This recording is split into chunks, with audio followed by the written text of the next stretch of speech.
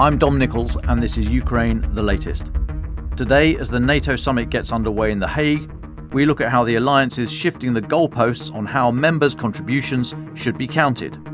We report on last night's closed-door session with President Zelensky, which we attended, and we hear the panel event Francis moderated recently at the Black Sea Security Forum in Odesa. Bravery takes you through the most unimaginable hardships to finally reward you with victory. Russia does not want peace. Erstens, wir verteidigen mit unserer Hilfe für die Ukraine auch unsere Freiheit und unsere europäischen Werte. If I'm president, I will have that war settled in one day, 24 hours. We are with you, not just today or tomorrow, but for 100 years. Nous ne pouvons pas, comme Européens, laisser gagner la Russie en Ukraine. Nobody's going to break us. We are strong. We are Ukrainians. It's Tuesday, the 24th of June, 3 years and 121 days since the full-scale invasion began. I started with the latest news from Ukraine. So let's start in Ukraine, and last night drone strikes across the country killed 3 people in Sumy Oblast, including an 8-year-old boy, injured civilians in Kharkiv, and drones along with artillery killed 4 others in Kherson when 29 settlements, including the city of Kherson itself, were hit. Then today, I've been tracking it through the morning, there's news breaking of a missile attack on the Ukrainian city of Dnipro, right in the middle of the country, during which a passenger train is said to have been hit. Now, Dnipropetrovsk Oblast Governor Serhiy Lysak said this morning that the strike had started a large fire, damaged a lot of buildings in the city and left casualties there and in the nearby town of Samarsk. He said, unfortunately, there are dead and wounded everywhere. So far, 3 deaths have been reported across those 2 sites, over 20 injuries. Ukraine's national railway company, Ukrzaliznytsia, said that a train travelling from Odesa to Zaporizhia had been damaged in the attack. In a statement, the company said Ukrzaliznytsia is preparing a replacement train in Dnipro to evacuate passengers to Zaporizhia.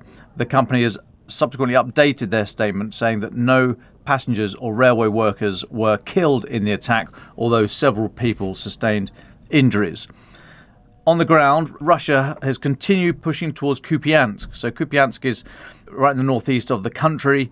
It's got Russian forces close to it on the northern side, not so close on the sort of southwest and southern side, but it's that northern area that they've been pushing on Russia. They've moved into the village of Holubivka, that's about 4 kilometers north of Kupiansk itself. There were also small Russian advances in the Donbass, to the south of Terets and the northeast of Pokrovsk.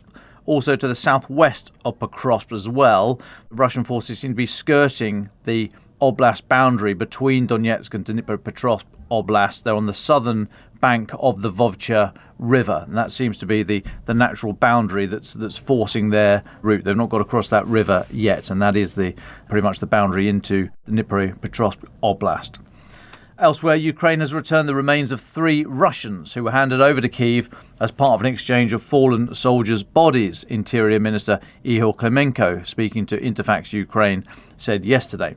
Now, Russia's not commented on this. However, Mr. Klimenko said that this could have been done to sow chaos during the identification of the soldiers' bodies.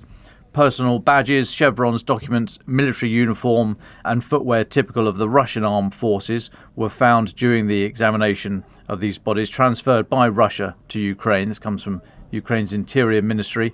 Mr. Klimenko told Interfax Ukraine, "We are waiting for the DNA of relatives. Therefore, we want the relatives of the Russians to submit their DNA so that we can confirm. I gave an order to prohibit the release of these bodies to the Russians until there is a 100% confirmation." Now, here in the UK, President Zelensky visited yesterday. He had an audience with the King Charles III in Windsor Castle, then met Prime Minister Keir Starmer for lunch and a visit in the afternoon. The visit included troops being trained in the UK under the multinational programme Operation Interflex. And then finally, yesterday evening, there was a closed-door session in Chatham House here in central London, to which I was invited. There was mostly off-record. There was a little bit of on-record stuff, but it was, so off-record and Chatham House rules. Let's just get to nail this one once and for all, because a lot of people get confused by what we mean by Chatham House rules. So the rule is that you can report what was said in the building, but you can't attribute it. Now, that normally works fine, because if there's a whole host of senior European officials, diplomats and all the rest of it, you can say a senior European diplomat said, or what have you, without nailing it down to that particular individual and that particular country. It offers the individuals a chance to speak more freely, to say stuff that they might not otherwise say, or they might not have the leeway, the latitude to say in a public forum. Now, it's a little bit tough last night. If it's President Zelensky, I can't sit here and relay everything to you and say, an unnamed president of a European country currently at war with Russia. That would not be in the spirit of it. So I'm afraid I can't tell you an awful lot of what was said. However, I thought President Zelensky looked pretty good, pretty bouncy. He was wearing, I don't think it was a suit. He was wearing a suit jacket, maybe because he'd actually just met the king. Perhaps he wears suits only for real kings. You never know. He was accompanied by his defence minister, Rustem Umerov, his advisor, Andrei Yermak, Ambassador General Valery Zaluzhny, and Olya Stefanishnaya. She's the Deputy Prime Minister for European and Euro-Atlantic integration. I interviewed her a year or so ago in Kyiv, and a few other officials as well. President Zelensky said he was the sixth Ukrainian president and won't be the last. He said, "We fight, we stand, we live." He offered thanks to the UK and the British people for their continued support, and said he and Keir Starmer had agreed a joint venture for co-production of long-distance drones. Now, I can't say much else, as I said, as per the rules, but I thought he was serious but upbeat. He was chatty. He was engaged with the attendees. There were about 40 of us around the table, of which I guess 15 were from the Ukrainian delegation, a mix of journalists and business leaders. President Zelensky was asking questions of us as well. On some of the questions coming back, it was very much a discussion as well as kind of Q&A. I did think on occasion he looked a little bit tired. That might be the effect of 3 years of the full-scale war. Might just be the effect of having lunch with Keir Starmer. But he was happy to answer questions, although not always directly.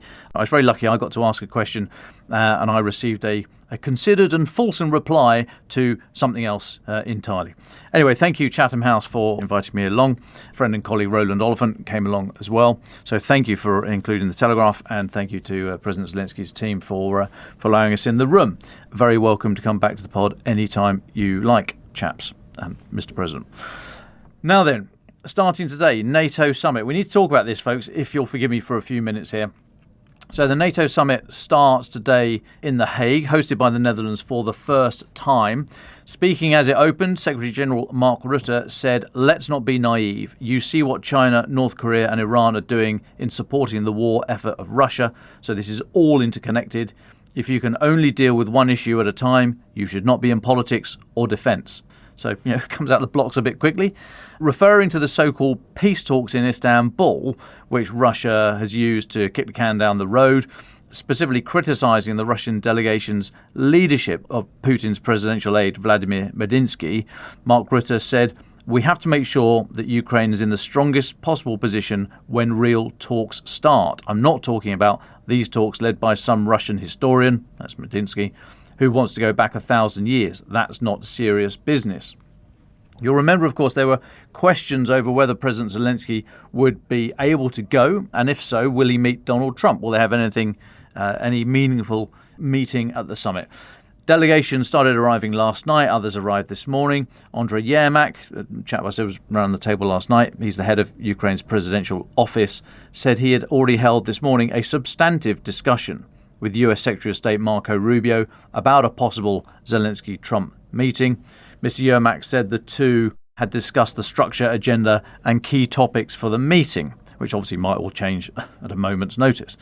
President Zelensky, he was speaking as well. He confirmed that there are plans to meet Donald Trump, said it was just a matter of scheduling. He said they're talking about timings. It's all timings. Now, President Zelensky, he met outgoing Dutch Prime Minister Dick Schoof. Before the summit got underway properly, Mr. Schoof presented a new military aid package for Ukraine, including 100 drone radar systems and frontline vehicles specifically for evacuating wounded personnel, and 80 million euros, that's about $90 million US, for the drone initiative. He said the Netherlands will also start producing drones for Ukraine according to Ukrainian specifications, to sort of, build to print type thing, or whatever the expression is. Now, welcoming President Zelensky, Mr. Schuss said, "Let me be clear, Ukraine is part of the family that we call the Euro-Atlantic family." So all got off on the right foot. Now, in total, the new aid package from the Netherlands is valued at 175 million euros, about $200 million. Comes after a 500 million euro agreement to produce 600,000 drones with the Ukrainian defence industry. This comes from Dutch Defence Minister Ruben Brekelmans, speaking separately elsewhere in the summit. Like I say, it's in The Hague. That's not the capital city of the Netherlands, as one bearded regular reporter on this podcast, who may or may not be based in Brussels, erroneously said recently. Anyway, I need your help with something, folks. I want you to keep your eyes on something from this summit, and basically from now on, really. There's new terminology being introduced around money that I think is designed to hoodwink us, the citizens and voters of NATO, and more specifically Donald Trump. Now, the new phrase that I think we're going to hear bandied around is defence investment when we talk about funding. I think our leaders are going to hope that that will be referred to as defence spending, as has already happened this morning on the BBC. I was very disappointed to hear the flagship BBC News programme already talking about this in terms of defence spending when it is nothing of the sort. And let me explain. So the 2014 NATO summit in Wales pledged allies to work towards a 2% of GDP to be spent on defence. Okay, so that's the 2% target that we all know and ignore in some cases. Now, not many met it at the time. Some still don't. But after Trump 1 and now Trump 2, many more have met the 2% and gone beyond it. Particularly the further north and further east in Europe you go, so too upticks the GDP spent on defence. That's hard defence. Okay.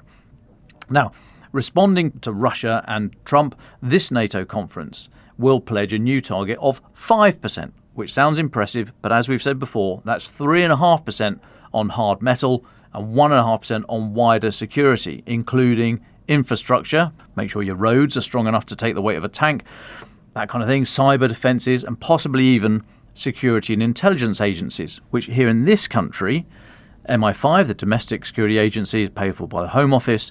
SIS, Secret Intelligence Service, better known as MI6, comes off the Foreign Office budget. There's lots of other fudging of budgets hiding in the detail here that might be included in this new 5% figure. Now, the Prime Minister's office here put out a press release last night titled UK to deliver on 5% NATO pledge as government drives greater security for working people. It goes on in the text. It says, working people will be more secure as the Prime Minister will make a historic commitment today at the NATO summit to spend 5% of GDP on national security.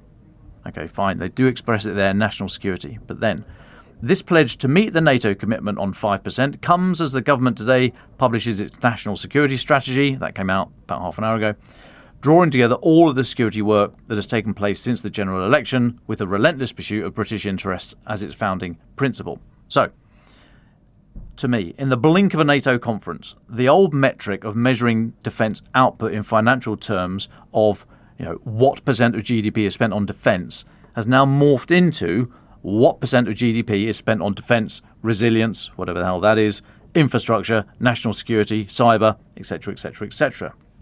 My concern here is that we are no longer comparing apples with apples, yet they would want us to think that we are. It's already happening. Look at that line from the press conference that says, this pledge to meet the NATO commitment on 5%, ...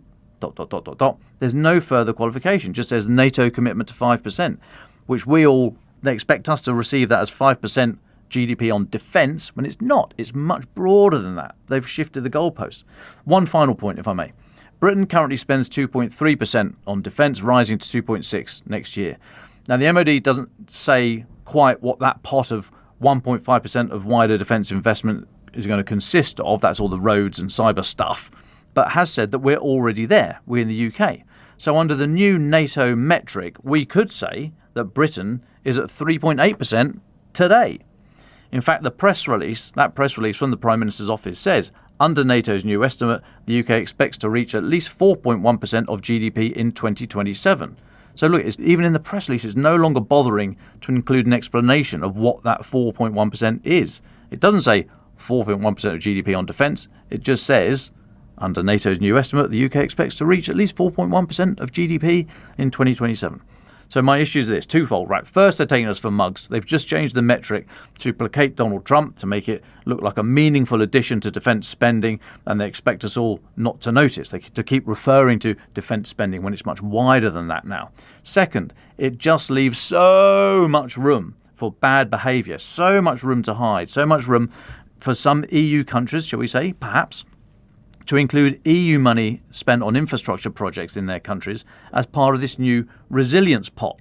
So I'm just really disappointed and concerned that when we all knew what we were talking about, the percent of GDP spent on defence, that's now going to be fluffed from now on. It's probably the wrong adjective, sorry. But it's going to be obfuscated. We're not sure. Every time I'm told a figure now about spending on defence, I'm going to have to then follow up with the question and say, well, is that heavy metal or is that roads and bridges and cyber? It's not very tidy, and I don't like the fact that NATO are announcing it and sort of shifting the goalposts without making it really clear that the old days of a defence spending figure of GDP on defence has gone, and there's now a new metric of this national resilience, national security, whatever it is. There's no decent common moniker for it, but already in the press you'll see it referred to as a massive pledge for defence spending, which is wrong. Okay, sorry, rant over.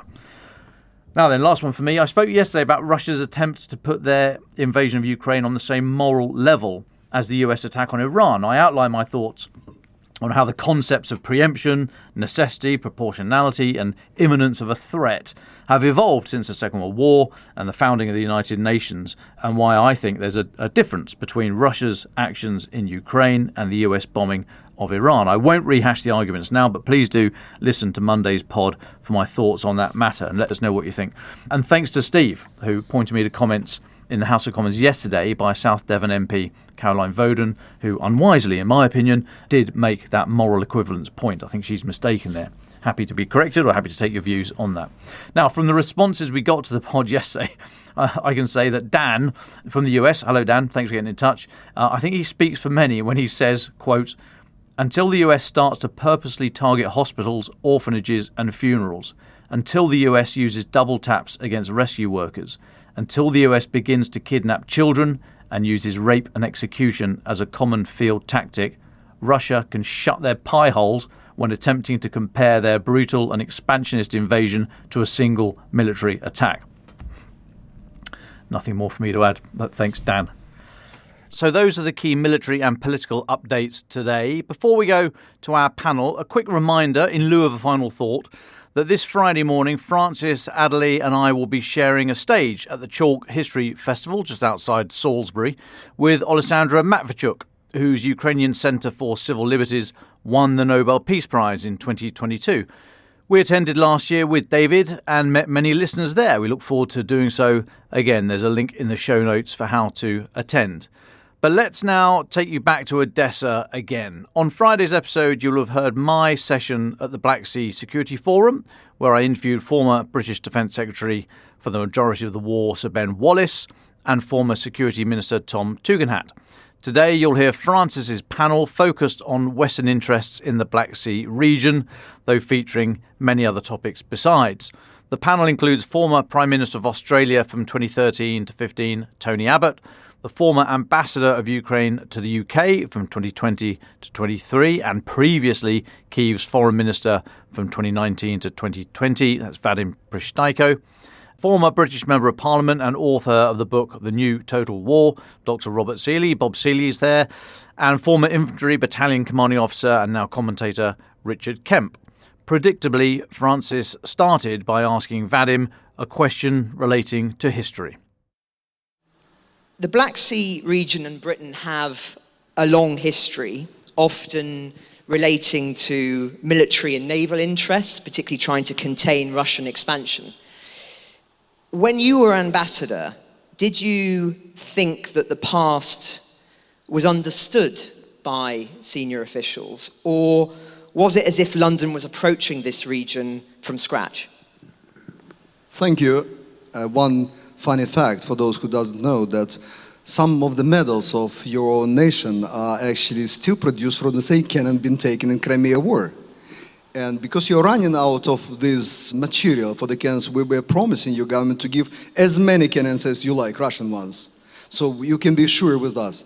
What I'd like to remind you that, remember that ship called famously HMS Defender, which was coming along the Crimea borders at that time, obviously and openly showing Russians that there is maritime freedom and all of this stuff. But not many people know or remember that in this port, in Odesa port, on the board of this ship, we signed a treaty with the UK, and that was before the war, to build 2 naval ports, one in Black Sea and another one in the Sea of Azov, to build together fast boats with rockets on them, and actually missiles also were both part of the contract, and minesweepers. So far we've been managed only to buy 2 minesweepers, which already been bought, and the Ukrainian flags were raised. It was too late. We understood and realized that the war is coming. Now, Tony, if I could turn to you next. You've spent a lot of time in London, as I say, as a trade envoy, and of course approached this war, this region, in a wider sense, as an interest of the collective West, if we can use that term today. What's your view on the West's interests here, not just for Britain, but for democratic nations more broadly? Well, I think that the Ukrainians are fighting for everyone's freedom, because if aggression wins in Ukraine, aggression is emboldened everywhere. And obviously the West has 3 massive challenges. We've got a fascist dictatorship in Moscow, we've got a communist dictatorship in Beijing, and we've got an Islamist dictatorship in Tehran. They're a kind of arc of autocracy, united only by hatred of Western freedom. So it's critical, if all are to be resisted, that the principal current aggressor, namely Putin, is defeated. And just to follow up on that, was the Black Sea something that was ever discussed in Australia in your time as Prime Minister there? Look, the short answer is no, but if you look at Australia's military history, it really began on the Gallipoli Peninsula, which is not too far from here. And while we are Indo-Pacific country, most of our military casualties were on the battlefields of France in the Great War. It was Australian troops that liberated Jerusalem and Damascus in the Great War. It was Australian troops that liberated Lebanon and Syria in the Second World War. It was the Australian Army that defended Tobruk successfully, and then when the British Army took over, fell, I'm afraid, Richard. Sorry about that. But so look, we've had a strong history far from home. Thank you. Well, bringing in Bob here, interests is a broad term. Strategically and militarily, how interested should Britain be, and what's happened here during this war? What lessons can be taken from here for the future of warfare? Firstly, thank you very much indeed for having me here, and Slava Ukraina. Britain's interest, I mean, if you look at the references to the Black Sea in the strategic review and integrated reviews, it either doesn't pop up at all or it pops up very occasionally. Since the 1840s, Britain's strategic interest in the Black Sea has effectively been to deny Russian dominance there. And that is a permanent historical feature. There is one thing that is potentially unique about Britain's strategic culture that we've done maybe better than any other country on earth in the last 400 years, and that is to develop alliances, whether it's with Australia and New Zealand because they've come out of Britain in the 19th century, whether that's with German mercenaries, whether that's with Turkey and the Ottoman Empire, or whether that's nowadays with NATO troops. And what we have tended to do as a country is to ally or find similarities with other nations to make our money, our troops go further, because historically we've always had a strong navy and a small standing army. So the Royal Navy's been through the Black Sea maybe 11 times since 2012, and we had 6 Typhoons stationed in Romania. So effectively it's using our power and influence in order to stabilize. Since the Ukraine war, categorically that has massively ramped up. One thing that the Brits have done very well here, and in fact it was a former constituent of mine who was one of the key motivators behind that, was to make sure that after the grain deal fell through, the reason why we've had millions of tons of grain go out since, because Lloyds and a bunch of smart lawyers and smart problem solvers in London enabled the insurance and Lloyd's and the reinsurance and all the politics that have to happen to reopen that Ukrainian trade route. So that's something that the Brits were doing very well behind the scenes, and that has impacted massively on the developing world because of the grain and the wheat and other goods that are going out, but also it's brought in billions of dollars for the Ukrainian state. So we find occasionally, we use our power, we've got to use it quite carefully because we don't have as much as we used to, sadly, but what we've done is use that power effectively to build alliances now, in this day, post-22, with Ukraine to make sure that we are doing what we can to support Ukraine, as many other people have said. Thank you. And Richard, militarily, just how important was it, do you think, to see Ukraine remove the Russian Navy from the Black Sea ports?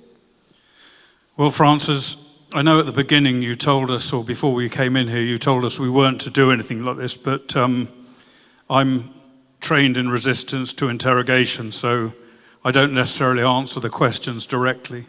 But I would like to say, first of all, thank you very much to this conference for inviting me to be here. And secondly, I've spent a lot of time in Ukraine since the war began, and I've visited a lot of Ukrainian forces in different parts of the country.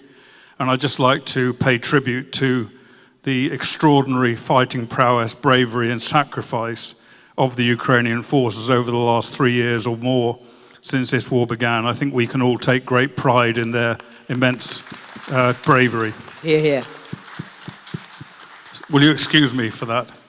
Thank you. Permitted. Thank you.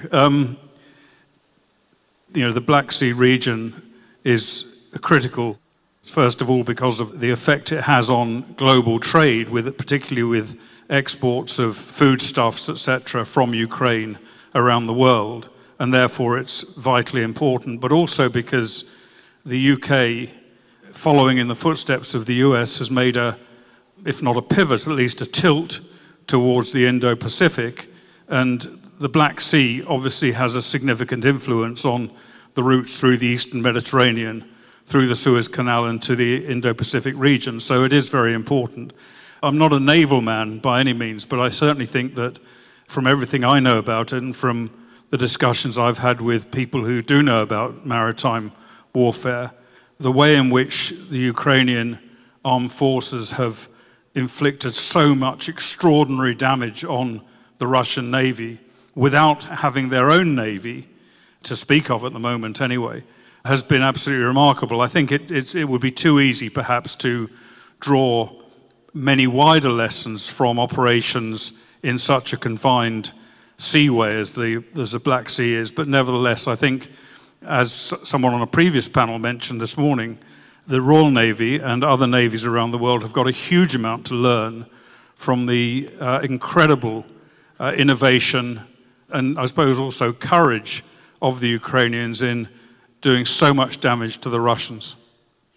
Bob, I see you want to comment. Just on Richard's point, do not underestimate this at all. It is extraordinary that a nation without a coherent or credible navy has destroyed and chased away to the other side of the Black Sea a 50-vessel surface fleet. That in naval warfare, that is pretty much unique. Now, you're right to say this is not the Pacific. So you're dealing with different things. You're still in the Pacific and the Atlantic, you're still dealing with aircraft carriers, nuclear subs and the like. But one should absolutely not underestimate the way that war is being redefined. We see it as being an infantry battlefield saturated by drones. But arguably, on the sea, you can now destroy a naval power if you are not one yourself. And that is a massive wake-up call for everybody with a surface fleet navy. It has huge, huge ramifications. Vadym, do you want to comment on the significance of sea drones and how it's transforming not only this war, but the future of warfare more broadly? This part is paid advertisement for the company. We're producing drones, and the biggest ones, these Magura drones, you've seen them chasing down, as was said, the fleet. And you remember how people were laughing at our idea to have mosquito fleet? We were laughing ourselves. And obviously we wanted all the nuclear-run submarines and everything in the fleet, in our own fleet. But what we found out in the first days that we can successfully turn the very leisure boats in a very tiny and nasty things which will go around, find the prey, and will chase them down and kill. So by this time, 13 of the ships of Russians are somewhere in the bottom feeding fishes and helping our surrounding environment. But what we're also thinking that this is what we were doing out of necessity, but what we can do now with the assistance of our friends and partners, and we're eager to share. That's what we always push in this message. We are your friends. Maybe we are not member of NATO yet, maybe we are not member of AUKUS or any other things, but we as a partner and a friend, we're eager to share all the drones technologies, all the knowledge, fighting against Russians, EW, everything. That's what will become important and necessary at the next war, and very unfortunately, believe it or not, it is coming.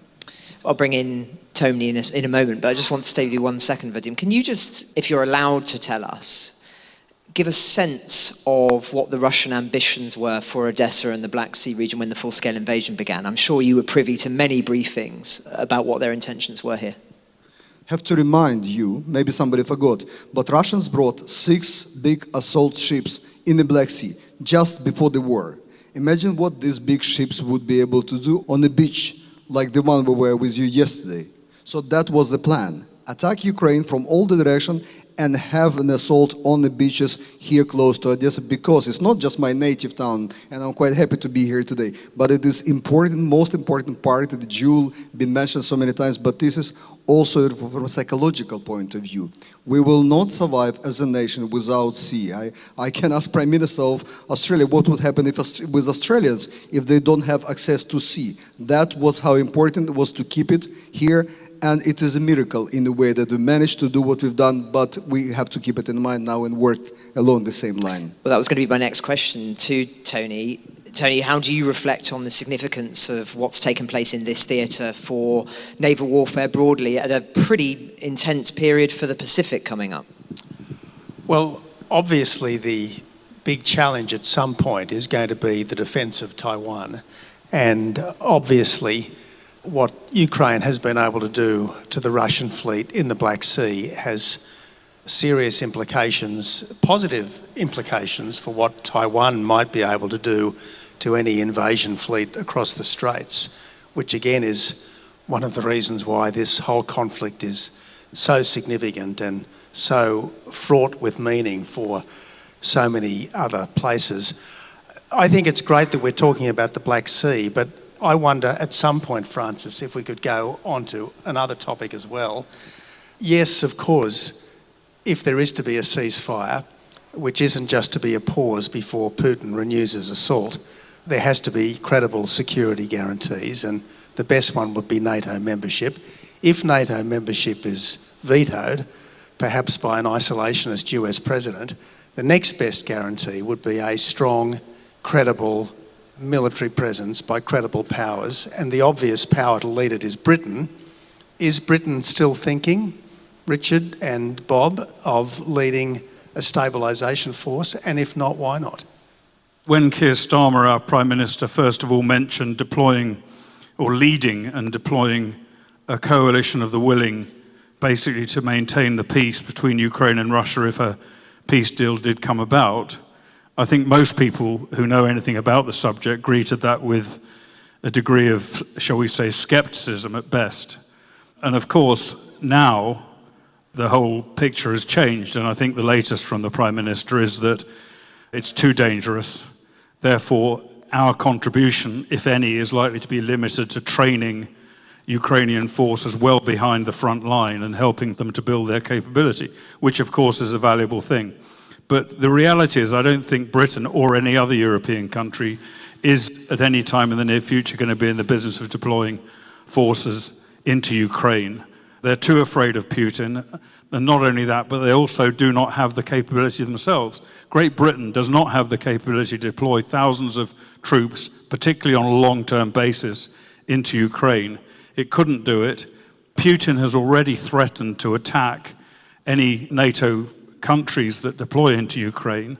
I'm sure that was among the contributing factors that led to Starmer's change of tack over that force.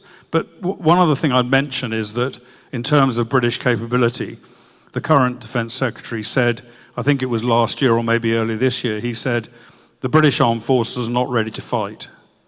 And the Chief of the General Staff last year said we will not be ready until 2027 or something to fight a war.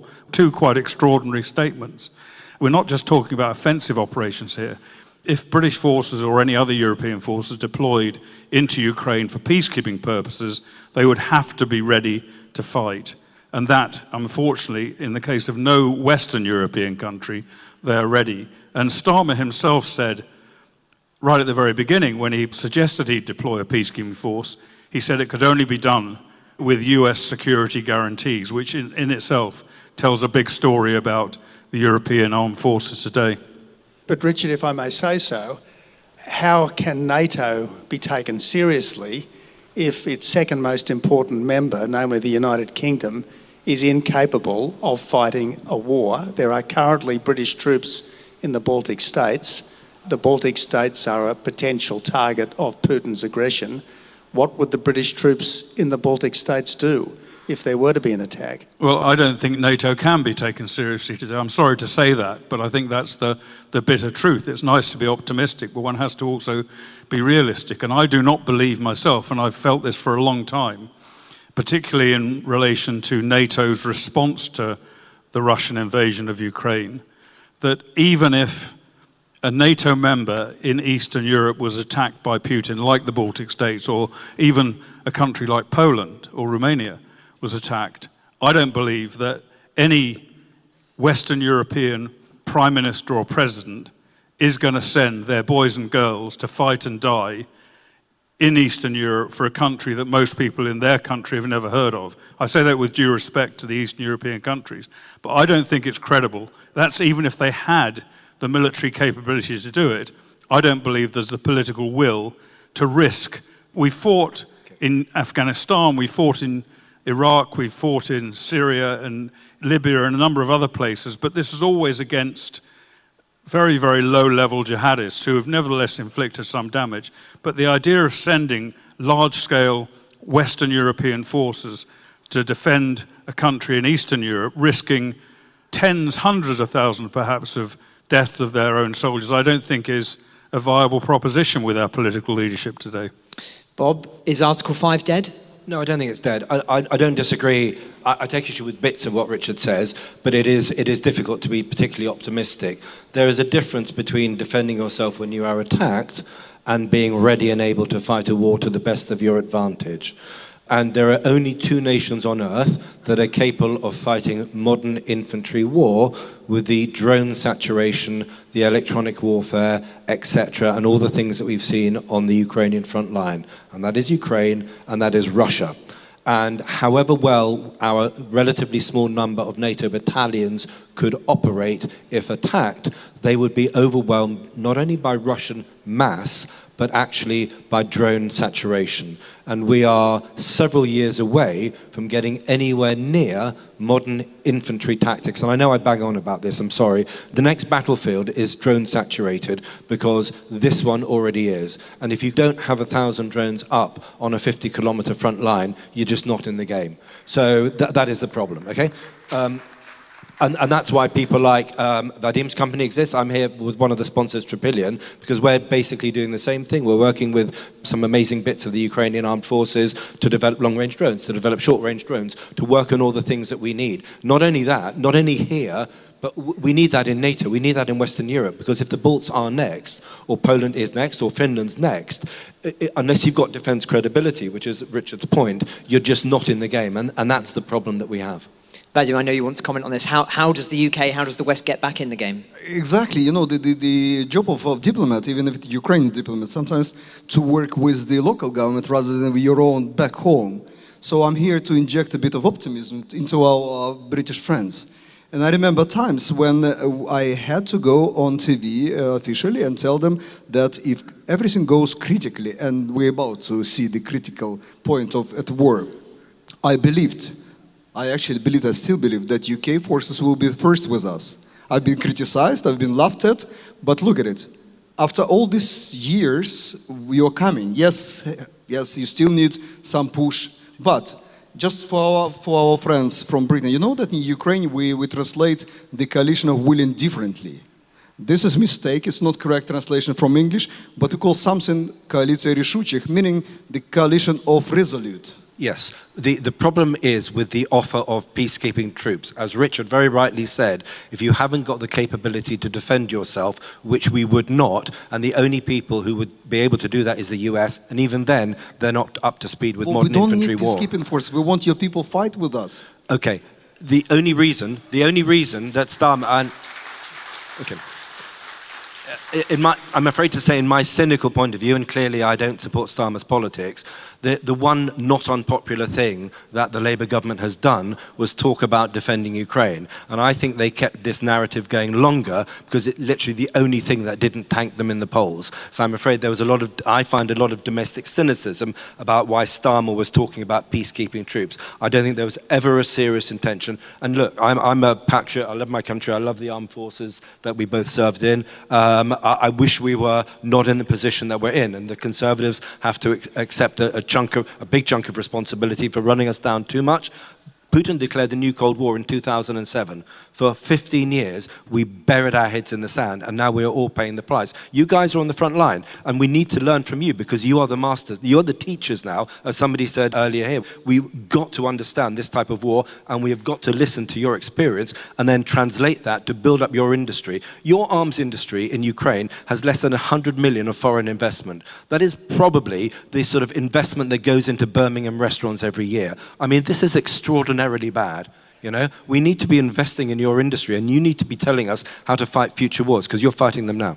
You're right, and again, and again, and again. You're offering us an idea, and I like it very much, the porcupine theory, that Ukraine becomes such a defensive nation that we have our needles sticking out of everybody. The bear is trying to eat us, it will go through the head and everything. So that's what we're doing, Ukrainians. But as the same, I just wanted to remind all of us, because we're talking about Britain, when I was an ambassador, I had the same conversation with the great people like Bob. He was member of parliament.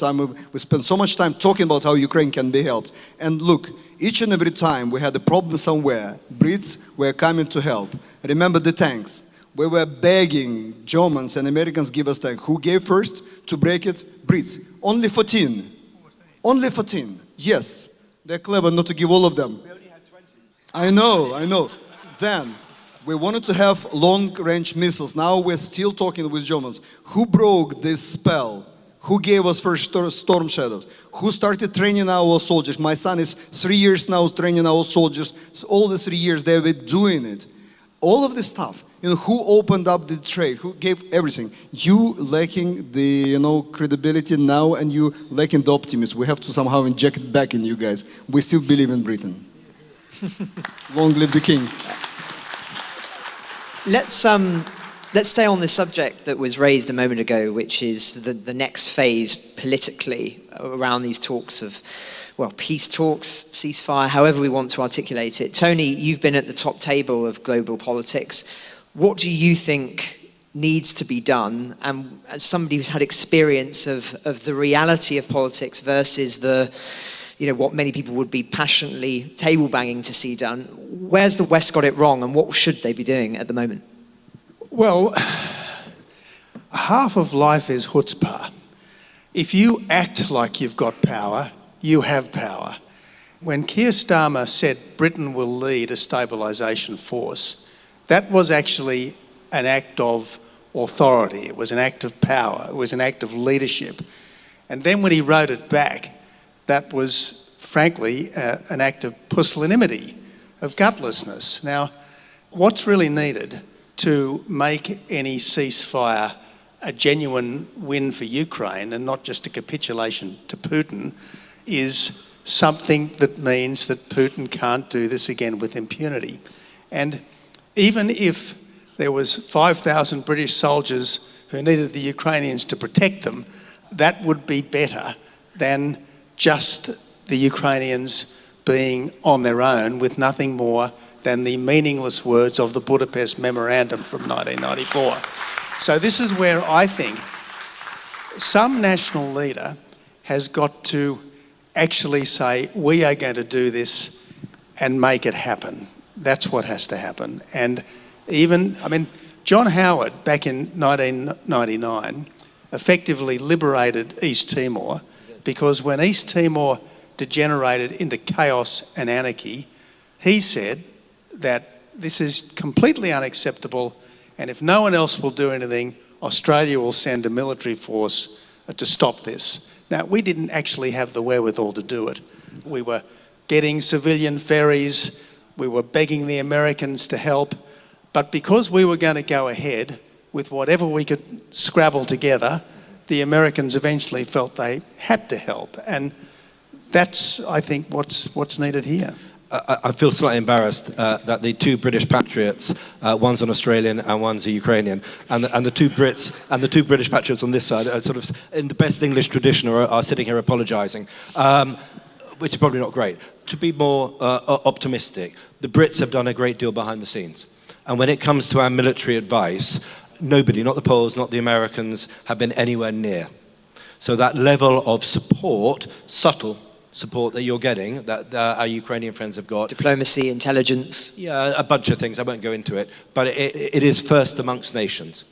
What we need to be doing now is giving the Ukrainians the tools to finish the job. I do think having British soldiers on the front line and then getting caught up under a glide bomb is an unnecessary distraction. And that's the hard realist in me. That is not the way that we can help you win this war. The way that we help you win this war is to make sure that you frankly have got the kit. And that when it comes to ways of war, and I've just written a book about the new total war, which is about the Russian way of war, there's also, as importantly for Western Europe, there is now a Ukrainian way of war forming as well. And simply put, it is the use of brilliance, genius, innovation and creativity to offset the slavish mass of the Russian meat assaults.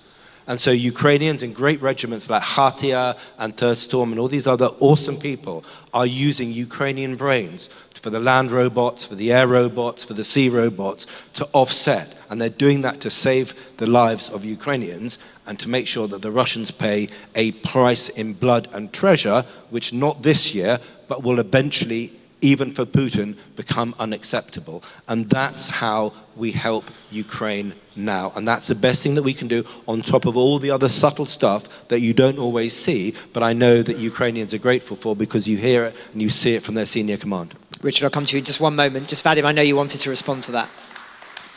Just one thing from my own experience. And by the way, you know that economy of UK, which is criticized for some reasons, but is twice as big as Russia's. Even economically, Britain itself can beat Russia. We have to give them you know, all this union, European and NATO, all the organizations, all the nations of free world, remind them of their power. They have it, military, economic, ideological, political, all of the power is still with you. But just one thing, I remember from my own experience going from one base to another, talking to soldiers, and after all these official talks, like very much like we have it here, the officer would come to me and quietly, with the sipping coffee, would tell, we don't know what politicians are saying, but we will be honored to fight with Ukrainian brothers on the front lines. Richard, of course, a lot of Britain's role is predicated on the outcomes of defence spending, and we're currently overseeing the latest strategic review. What would you want to see in that review that would put Britain in a stronger position? Do you think that is possible, that we will see something that would totally shift the dial? Bob, did you say you've written a book? The New Total War? Okay. I'm looking forward to it. Out next month.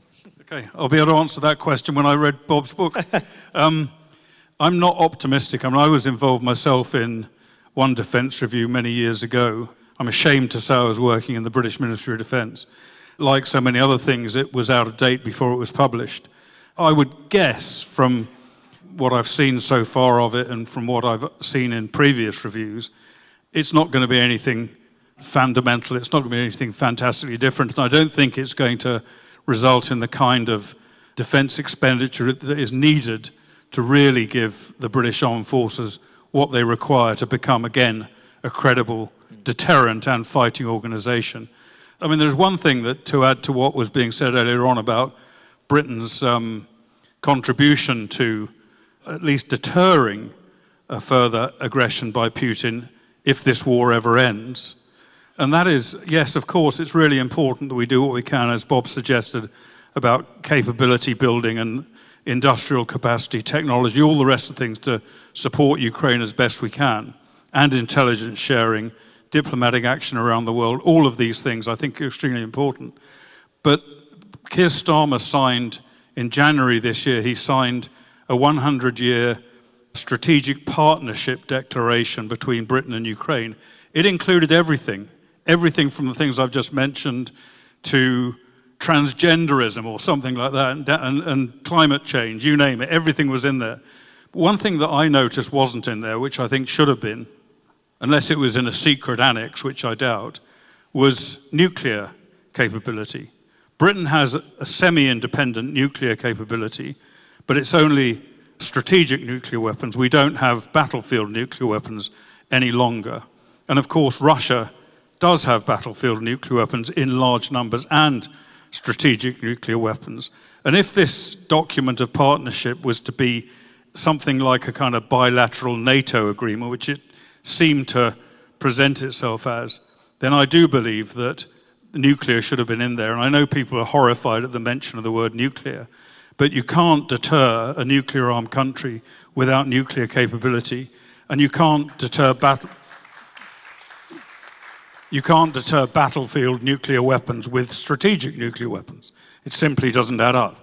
So I think that part of that declaration should have been for Britain to develop battlefield nuclear weapons. Now, I know how expensive that is, which could have been a deterrent against Russia, and or to help Ukraine develop its own nuclear weapons capability, having surrendered it with supposed guarantees from the West, which never actually materialized. So I don't think we should just ignore the idea of the nuclear issue, which seems to be swept under the carpet today, and I think wrongly.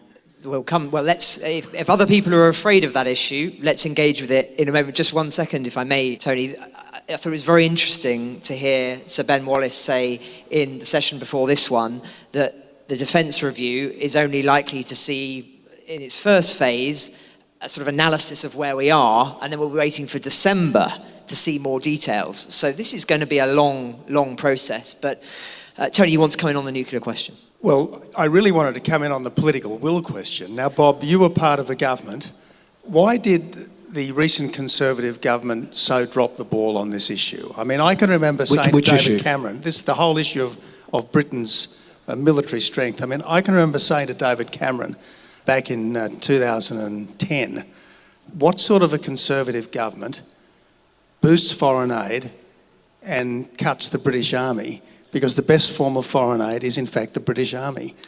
Why did it all go so wrong? The sort of government that does that is a government that's slightly embarrassed about being Conservative. And we ended up talking the talk, but not walking the walk, which is why we are in the position that we are now. And I wish we had more of your wonderful Australian-style optimism in our own country, because we are too negative too much of the time, and always feeling to apologise for ourselves, and I'm fed up with that as well. I mean, without getting into domestic UK politics, we're spending way too much on welfare, way too much on supporting the wrong kind of immigration, and actually we need to be shrinking the state and making sure that our police work better, our courts work better, and our armed forces are, they're not uncredible, Richard, but you're right, they should be more credible, and we need to get to grips, our Navy needs to get to grips with mass sea drones, which is why I hope we're going to be working very closely with our Ukrainian friends, and we need to get our army bigger. We also need to build up our reserves, so there's lots of things that we should be doing. But as you're right, we're still a great power, and we should be acting like that and having the confidence to do so, and I wish we would do that a bit more. Let's see what happens. Could I just add to that, the point about not being credible, I agree with you. The armed forces themselves, weak though they are, they do have fighting power, and they have within the armed forces, they have the will to use it. My problem is that deterrence or even combat capability is made up not just of military capability, but of political will. And I just don't think that is there. I don't think it exists. So I think the lack of credibility is down to the political leadership, not just in this government, with all due respect to your government as well. Vadym, if you could comment on that, but also Ukraine and its future nuclear capability. Is there work being done behind the scenes? Absolutely. We are doing it at my balcony in the garage, and everybody else, Ukrainians, we are making our nuclear bombs here. But if you want to talk to any nation about nuclear, that's actually a very good audience. Because these people believe that we've been fooled to give up the weapons. Now we're facing what we the place where we actually sent all our nuclear materials, missiles, and everything else. Been produced mostly here, been engineered here, been designed here. So we have a right. It's not just piggybacking on somebody else's efforts, giving us bombs. No, they were ours as well, as much as everybody else in Soviet Union, but we were almost the half of all being produced, all the military and everything. I don't want to give you a lecture, the role of Ukraine.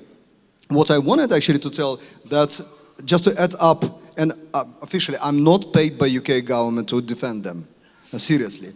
But what I want to remind you, what was important in this doctrinal document, which we were referring now, and actually referring before. I remember 3 years ago, if I'm not mistaken, it was first one about the global Britain again coming, all of this stuff. I read it very carefully, and what I have to remind you, that at that time was very difficult problem. Everybody else in NATO were thinking that China is this threat. And Russia is just declining power, nobody cares about, especially American friends. And you were the only one to understood at that time how important it is to see that yes, China is difficult, yes, it is competitor, very difficult to deal with, but Russia as a disruptor, as somebody who is losing real grip over the world, can be this very dangerous enemy. And it was in British papers telling that we have to return sort of our vision towards Russia, seeing what they're doing, preparing for, very unfortunately, for the war with them. With some help from them, poisoning your own people on the streets, you finally got it. And without this moment, when you realized, your thinkers realized, your parties realized that Russia is actually a threat, we will not be here and you will not be here. I remember going over to your place for lunch, and I still feel guilty about it. And you kept saying, we need to buy more weapons. Can you help us to buy more weapons? Who do we talk to in the British government that we can get weapons from? Because you had the brains to see what was coming. And this was the summer where Putin wrote his essay on the historical unity of the Russians and the Ukrainians. And I remember reading it and thinking, I think that's bad news, but is it? Surely, could it be happening? And then, the build-up kept on happening. I still feel guilty that we didn't do enough. And I know that Boris is super popular here.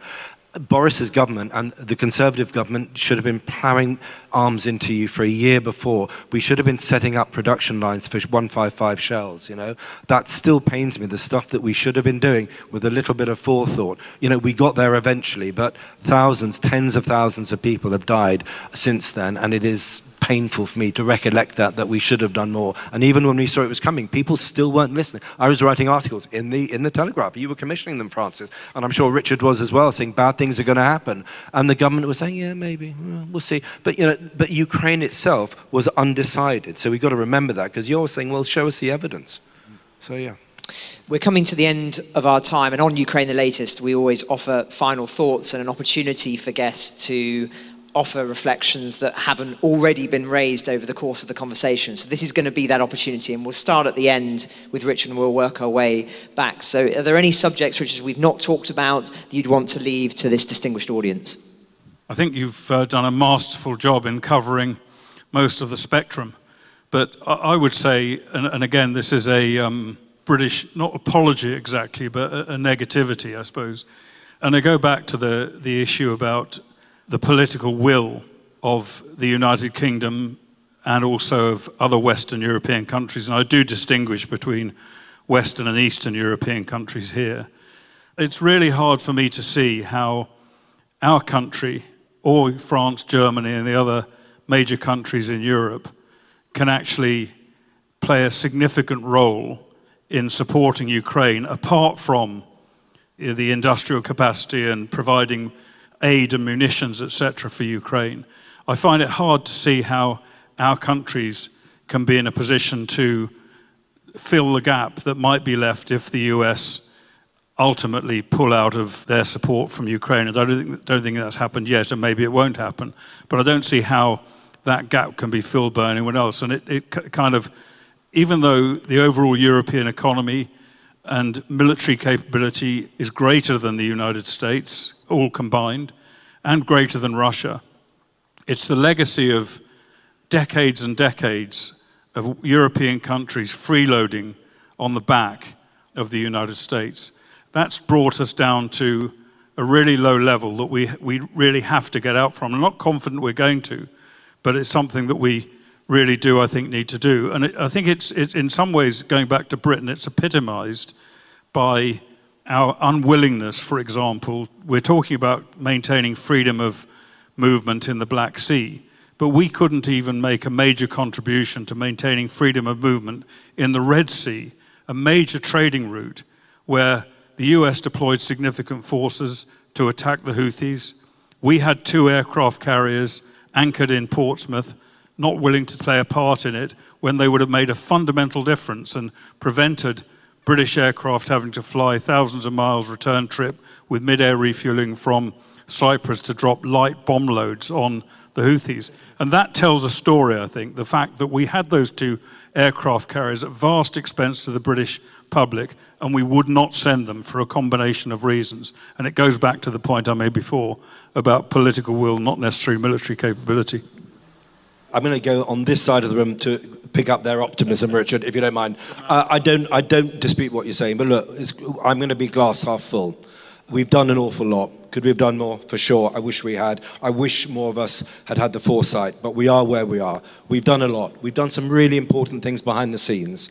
The critical point now is we have to understand the type of war that the West, and I absolutely include Ukraine in that the West is facing. And we have to understand that template of total war from Iran, from China, and above all from Russia, because they are the people who are writing the doctrine of that total war, whether it's assassinations, whether it's economic attacks, it's cultural attacks, it's use of the church, or traditional warfare. So we need to understand. And the other thing that we can do, without going back to the companies that we necessarily work for, is that the Ukrainian market is still too small for major venture capital. So there's a massive opportunity here for people to come in and to work with these garage geniuses to build up Ukraine. It is now a strategic imperative for the West that Ukraine and Kiev defends itself. And the reason we do that and how we do that is to make sure their arms industry is now one of the leading arms industries in Europe, because their genius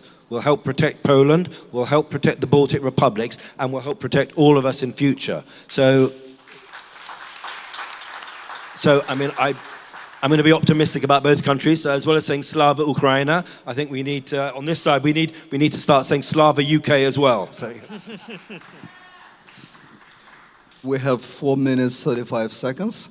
Let me be for 1 minute cynical. And I wasn't cynical before, I'm just starting. Dear friends, we were happy that you're with us, and the politicians, both like you, I hope one day you'll get back. They were welcome tangents. And I know other friends here in the room, but I have to tell you, a cynical Ukrainian former diplomat, you have no other choice. You're helping us not because you have great hearts, and you do, but because your own people want you to do so. I have to remind Ukrainians in this room that out of all the nations in the world who are hosting our refugees, mostly by state funds, these people allowed usual family, normal Brits to host our people. Our 220,000 plus Ukrainian families are living in the houses of these people, some of them members of parliament, and they're supporting them. So you have no other choice. We are brothers and sisters now, whether you like it or not. Thank you. Well, I for one certainly have a great deal of faith in Mother England, and may you have more faith in yourselves. I also have tremendous admiration for everything that the Ukrainian people have done and are doing and will do, and for a country which did not know freedom, did not know independence for centuries, to be fighting so hard for the freedom and the independence that it's only just got, puts the rest of us to shame, but hopefully we'll learn from the lesson. Now, I guess our difficulty, Francis, is that it's very hard for people living in a democracy to understand the mindset of a tyrant. And we think that the leaders of Russia and China and Iran and countries like that are just like our own leaders. They want to be liked, they want to be voted for, they want to produce better social security systems and better health and education. They're not like that at all. I mean, you know, Putin really does want to recreate the empire of Peter the Great. President Xi in China really does want to make China the whole world's middle kingdom. The Ayatollahs in Tehran really do want to create a global caliphate, and if that means the deaths of hundreds of millions of people in the process, well, so be it. So we just have to wake up to what the challenge of the day is. It's incredibly difficult, but the more we can be familiar with what you Ukrainians have had to do for yourselves, the better for all of us. So I reckon what we need is more people from Ukraine come into countries like ours to wake us up, to tell us, look, if you guys don't wake up to what is really happening, you will be sleepwalking through Lotus Land to disaster. Well, thank you very much to all of the panel. I hope that you, the audience, will forgive us for going beyond the remit of the subject that we were discussing.